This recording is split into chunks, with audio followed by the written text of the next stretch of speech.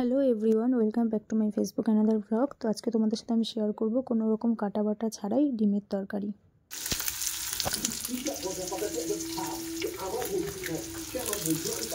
আমি রেসিপি রান্না করছি একদমই সিম্পলভাবে, তোমরা চাইলে এরকম করে নিতে পারো, একদম সাধারণ। তো আমি তেলের মধ্যে কালো জিরা, শুকনো লঙ্কা ফোড়ন দিয়ে দিয়েছি, আর একটু দারচিনি, এলাচ ফোড়ন দিয়ে দিয়েছি। আর তার আগে ডিমগুলো সব ভেজে নিয়েছিলাম। আর এখানে সব পেঁয়াজটা আমি কুচি কুচি করে কাটিনি, আমি এটা ঘষনি দিয়ে ঘষে নিয়েছি। কারণ এটা যদি মানে মিক্সির গ্রাইন্ডার করি ওটা টেস্ট আলাদা রকম হয়ে যায়, আর ঘষে করলে সেটা টেস্ট আলাদা রকম হয়। তারপর তেলটা যখন পুরো গরম হয়ে আসবে তখন তেলের মধ্যে আমি পেঁয়াজ কুচিটা ছেড়ে দেবো।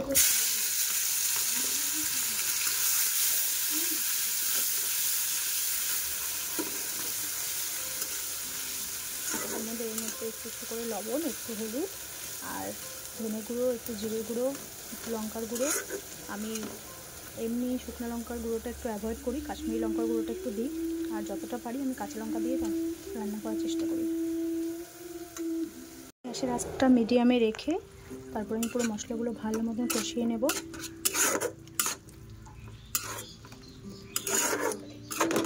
যেহেতু আমাদের বাড়িতে ঝোল খাওয়ার কেউ নেই বেশি, শুধু আমিই খাই, তাই জন্য খুবই কোয়ান্টিটি কম, যাদের যেরকম লাগে সেই হিসাবে করবে। আর এখানটায় আমি এখন টমেটোটা গ্রেট করে নেব, তারপরে গ্রেট করা টমেটোটাও দিয়ে দিব।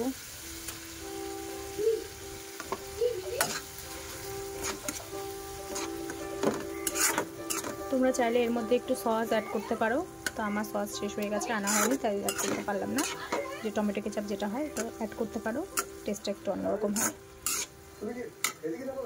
ভেজে রাখা ডিম আর আলুর মধ্যে আমি আলুটা এখানে দিয়ে দেবো।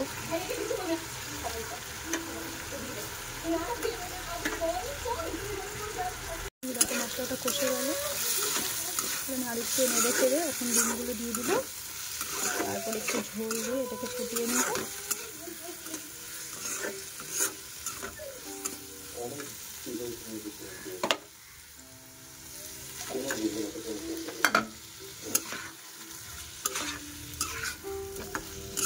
খুবই সিম্পল, খুবই সহজ, চটজলদি এটা হয়ে যাবে,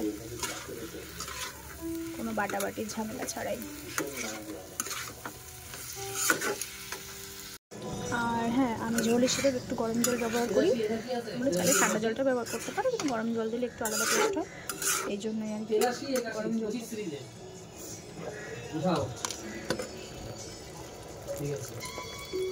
খুব বেশি গ্রেভি রাখবো না, এটাকে ফুটিয়ে শুকিয়ে নেব।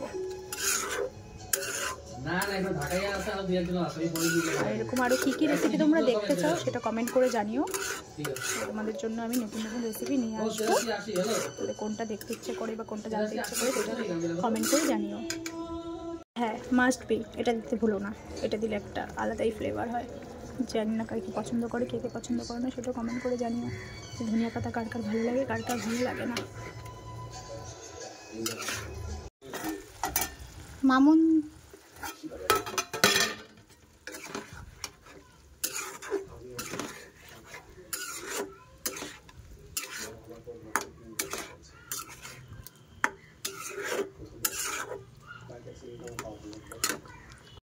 রেডি আমার, একদমই কোনো রকম বাটা কাটা ঝামেলা ছাড়াই রেডি ডিমের ঝোল।